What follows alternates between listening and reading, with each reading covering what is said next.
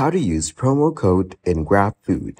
Hello everyone. In this video, I will show you how to use promo code in Grabfood. Firstly, open the Grab mobile application. Now select the restaurant to get your food from. You will find cafes and restaurants in the suggestions, or you can also search for your favorite restaurant. After that, select the food that you want to order. You can customize your order by adding drinks and side orders to it.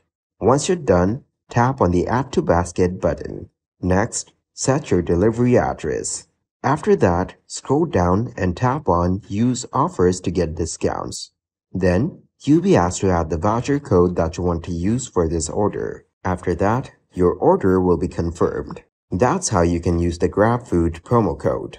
Thank you guys for watching this video. Hope you got some value. Make sure to like the video and subscribe to the channel to get notified of new videos.